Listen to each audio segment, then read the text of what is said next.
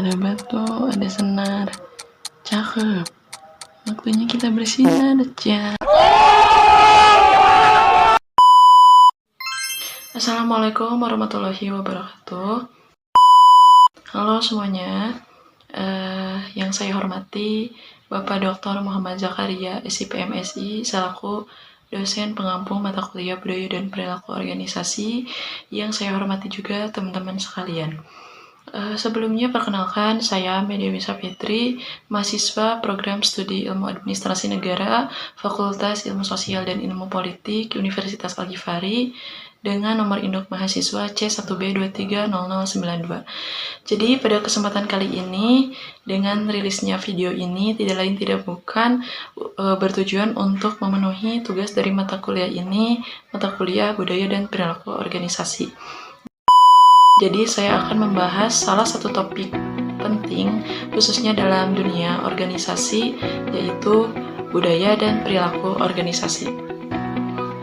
Kenapa bisa dikatakan salah satu topik penting? Karena budaya dan perilaku organisasi ini tuh memengaruhi bagaimana karyawan bekerja, bagaimana organisasi berkembang, dan ada beberapa tingkatan dalam perilaku organisasi. Yang pertama, tingkat individu yang membahas mengenai hal-hal seperti kepribadian, motivasi kerja, persepsi, sikap, dan nilai-nilai personal lainnya. Misalnya ada orang yang punya motivasi kerja tinggi karena memang punya tujuan hidup yang kuat, tapi ada juga yang cuma kerja karena emang kebutuhan ekonomi. Yang kedua, tingkat kelompok. Ini tuh membahas mengenai bagaimana interaksi antar anggota tim, komunikasi, konflik, dan kepemimpinan. Contohnya, bagaimana gaya komunikasi pemimpin bisa memengaruhi semangat kerja dari para anggotanya. Yang ketiga, ada tingkat organisasi. Ini membahas struktur organisasi, proses manajerial, sistem kerja, sampai budaya organisasi yang akan kita bahas nanti. Jadi perilaku organisasi ini ibarat fondasi. Kalau kita tahu pola perilaku manusia dalam organisasi, kita bisa menciptakan suasana kerja yang produktif dan lebih menyenangkan dan tentunya tidak kaku. Apa itu perilaku organisasi? Jadi, perilaku organisasi ini tuh adalah salah satu ilmu yang mempelajari bagaimana orang-orang di dalam organisasi tersebut bertindak. Mulai dari sikap individu, interaksi dalam kelompok, sampai pola perilaku organisasi secara keseluruhan. Misalnya, kenapa ada pegawai yang rajin banget dan ada juga pegawai yang malas, kenapa ada tim yang ngopak banget tapi juga ada tim yang selalu ribut. Nah, itu semua dipelajari di dalam perilaku organisasi. Satu hal penting yang sering dilupakan orang itu adalah bahwa organisasi itu bersifat dinamis, artinya terus berubah dan berkembang seiring dengan berjalannya waktu. Perubahan bisa datang dari mana saja, dari banyak arah, bisa karena teknologi baru, bisa karena generasi baru yang masuk ke dunia kerja, bisa jadi juga karena faktor perubahan lingkungan eksternal. Misalnya dulu organisasi banyak yang formal, penuh birokrasi, pokoknya kaku banget lah gitu. Tapi sekarang generasi milenial dan Gen Z lebih suka kerja yang fleksibel, terbuka, dan tidak terlalu hierarkis. Maka organisasi juga harus menyesuaikan. Kalau tetap kaku dan menolak adanya perubahan, ya tinggal nunggu waktu aja sampai ditinggalin karyawannya atau anggotanya sendiri. Inilah pentingnya mengapa kita harus mempelajari budaya dan perilaku organisasi agar organisasi tetap hidup, berkembang, dan adaptif. Apa sih budaya organisasi itu?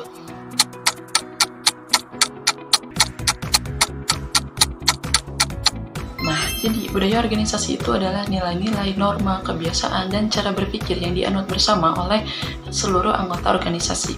Ibaratnya, budaya organisasi ini tuh rohnya dari organisasi. Kita mungkin nggak bisa lihat secara langsung, tapi kita bisa rasakan dari cara orang-orang bekerja dan berinteraksi di dalamnya. Contohnya, ada organisasi yang sangat menghargai waktu banget.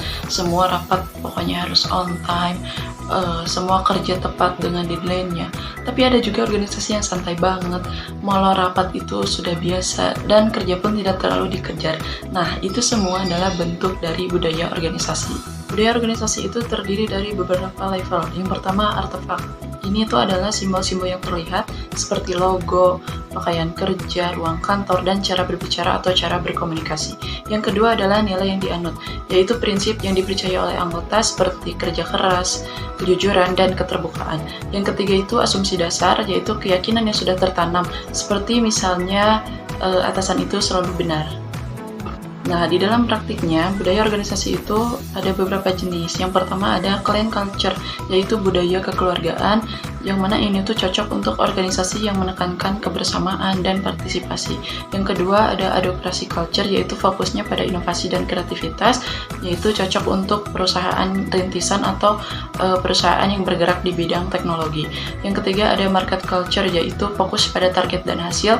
Nah, biasanya budaya kerja yang seperti ini tuh sangat kompetitif. Yang ketiga adalah hierarchy culture, yaitu struktur formal dan penuh aturan seperti misalnya pada lembaga pemerintahan. Nah, setiap organisasi bisa punya kombinasi dari semua ini tergantung dari kebutuhan dan sejarah organisasinya.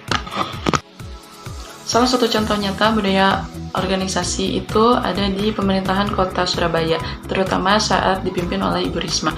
Jadi beliau itu membentuk budaya kerja yang proaktif, terbuka, dan fokus pada pelayanan. Jadi pegawai itu tidak hanya duduk di kantor, tapi juga turun langsung ke lapangan. Nah, warga bisa mengadu langsung ke Bu Risma lewat media sosialnya, dan responnya juga sangat cepat. Nah, ini tuh membentuk budaya kerja budaya yang keterbukaan, tanggung jawab, dan kepekaan sosial.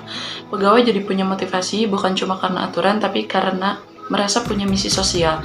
Nah, ini adalah contoh gabungan dari budaya clan culture dan adaptasi culture. Ada suasana kekeluargaan, tapi juga tetap mendorong inovasi dan respon yang sangat cepat. Contoh lain itu adalah pada perusahaan swasta, yaitu perusahaan Gojek. Gojek ini tuh dikenal sebagai perusahaan teknologi yang punya budaya kerja modern. Di sana semua orang bebas bisa menyampaikan ide, bahkan yang masih junior sekalipun. Budaya keterbukaan dan kolaborasi benar-benar diterapkan. Misalnya mereka punya sesi rutin seperti town hall, yang mana seluruh karyawannya itu bebas bertanya atau menyampaikan saran langsung ke manajemennya. Selain itu, Gojek juga mendukung keberagaman dan inklusi. Mereka punya program internal untuk perempuan di bidang teknologi dan mendukung lingkungan kerja yang bebas diskriminasi. Jadi budaya kerja di Gojek juga fleksibel, karyawan bisa bekerja di rumah, jam kerja bisa disesuaikan, dan mereka juga mengutamakan mental health. Yang paling penting, organisasi di Gojek bukan cuma slogan, tapi benar-benar dilaksanakan dan diterapkan dalam sistemnya, proses kerjanya, dan juga hubungan antar pegawainya. Nah, jadi kesimpulannya, perilaku organisasi dan budaya organisasi adalah dua hal yang saling berkaitan dan sama-sama penting. Perilaku organisasi membantu kita memahami cara kerja orang, cara mereka berkomunikasi, berkonflik, dan bekerja sama. Sementara budaya organisasi memberikan nilai-nilai dan kebiasaan yang menjadi panduan tidak tertulis di dalam organisasi. Organisasi yang tidak memperhatikan budaya dan perilaku bisa mengalami masalah besar, misalnya konflik internal, turunnya produktivitas, atau bahkan kehilangan pegawai yang potensial. Kita sudah lihat contoh dari Pemkot Surabaya dan perusahaan Gojek yang berhasil membangun budaya organisasi yang sehat dan berdampak. Nah, intinya organisasi yang mau berkembang harus terbuka terhadap perubahan, mampu memahami anggotanya, dan menciptakan budaya yang mendukung semua orang untuk berkembang bersama. Cukup sekian yang bisa saya sampaikan. Terima kasih atas perhatiannya. Wassalamualaikum warahmatullahi wabarakatuh. If you don't change, you will die.